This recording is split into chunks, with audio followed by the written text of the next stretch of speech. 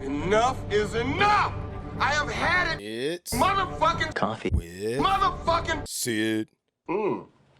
God damn, Jimmy. This some serious gourmet shit. What's good? What's good, people? It's Sid, your sound guy. Good morning, good morning. Got my cup of coffee right here. You know what that means. This morning, you know, it's interesting. I've been getting a lot of stuff done. What I'm finding is that, well, I'm not so like disgruntled and angry waking up in the morning when I feel like I've accomplished a lot of things the day before.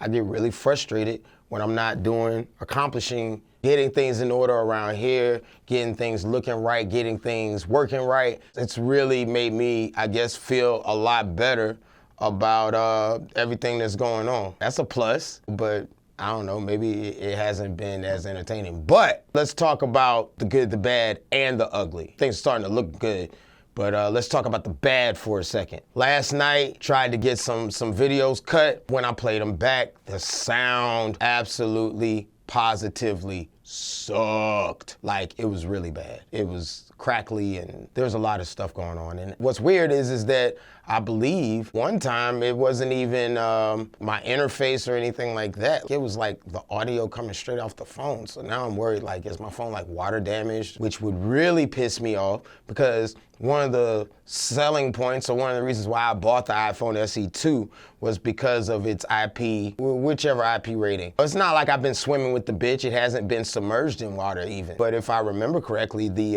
IP rating on it, it's supposed to be able to be submerged in up to 3 feet of water for like 3 minutes or whatever. I haven't done anything outside of the specification, so if this phone is acting funny and it happens to be because of something water related, I'm gonna be pissed. The worst that's happened is some rain, maybe hanging out by the sink while I'm taking a shower. Never in the sink, submerged, but you know, like where you can reach it, change tracks and shit while you're, you know, getting your shower on and everything. Decided to switch up the audio capture a little bit. I really thought it'd be cool to get as much production as possible done on my iPad. It's still a cool concept. Yeah, I had to pull out the old MacBook Pro. Now I'm going in QuickTime, just QuickTime audio record, USB interface, the PreSonus Audio Box i2. Love that shit. Probably do an upgrade soon, but the reason I love it is it just works with everything. It's like, what do you call it, red hot sauce or whatever, yo. I put that shit on everything. Even when I don't want to, like it might not be my first choice, 99 times out of 100, that shit's gonna work with whatever you hook it up to, be it a Windows computer, a Mac computer, your phone, whatever. I've had success with the i2 with my phone, which is the SE2. I've had success with the old Model 3 iPad Pro with the Lightning port. No problems there. No problems with the new, not the new iPad Pro, but my new iPad Pro, which is like what, like a 2019 or something. It's been fine. Big thumbs up for that.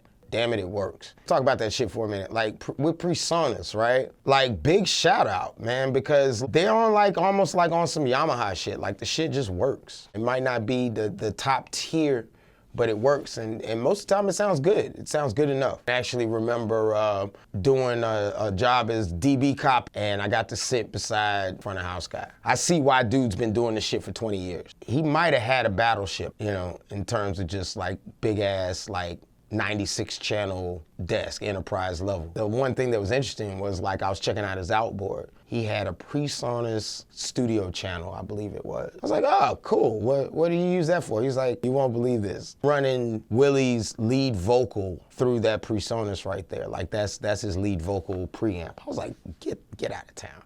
That was his preamp, right? And he was like, yeah, man, I got it running hot too. Out of his vocal mic, you could hear like the drummer's heartbeat. He's capturing the guitar and the vocal, I believe, the acoustic guitar with one mic, basically. Yeah, that mic is hot. It's running through a PreSonus. I've been using PreSonus for a long time. My boy, his basement, You know, a lot of PreSonus gear there. Yeah, it's sturdy. It actually sounds, you know, pretty good. And then when I moved to live, the first digital board that I really got familiar with was the Studio Live 24. This is before the AI. It was Firewire 400. Like if you wanted to do like, you know, mix not from the board, you had to have a computer with a Firewire interface, the software on the computer hooked up to a router. The router had to have Wi-Fi. There were all these extra steps, but they were ahead of the curve. I mean, you could do the same thing, I guess, you know, back in the day on the LS9. As far as like some affordable shit where you could do something like that,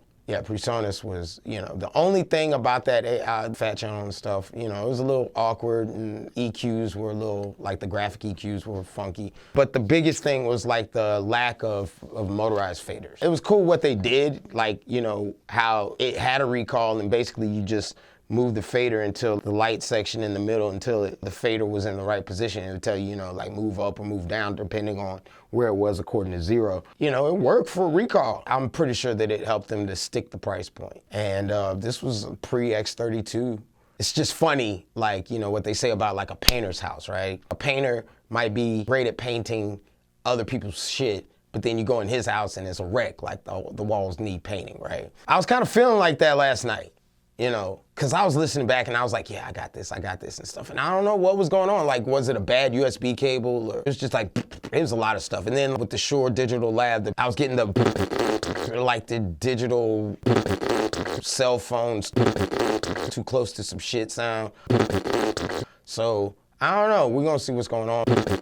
But anyway, like how I changed it, right? Instead of doing the PreSonus directly into the phone or the PreSonus into the iPad, I brought out the Mac Pro. It's USB hooked up to that. And I got like this shotgun mic XLR in the input 1. It's like right here. I also have this guy right here, you know? So I got hopefully 2 decent microphones, right? And then also I got camera audio. So by the time I edit this shit, I should be able to at least be able to figure out like, A, is my phone fucked up? Will I need to get that replaced? And B, like, is this shotgun mic any good? Is there still like digital noise and stuff? Because I got something too close to my wireless lav system. Maybe I should just go straight hardwire in with the lav. I don't know. We're gonna figure this shit out. That's what all this is about. It's funny because usually I wake up, I'm a little angry. I woke up, I was fucking super excited. I feel like we can get some stuff done. I'm gonna spend the rest of the day refilming the episodes with the fucked up audio. I think that that's a, you know, that's a good day. Some additions to the schedule, shall we say. You know, we're working this weekend and, you know, thank the creator for that. I've enjoyed my little bit of coffee. I've spent most of my time running my fucking mouth, but the 2 or 3 sips of coffee I have had with the lion's mane mushroom, the ease caffeine, the lion's mane, you know, like the combination and not being like overly jacked in the process of trying to wake up. Maybe that's helping with the anger shit too. It's cool. I've really enjoyed like sharing with y'all and waking up with y'all. And I'll see you on the next cup of coffee. Peace.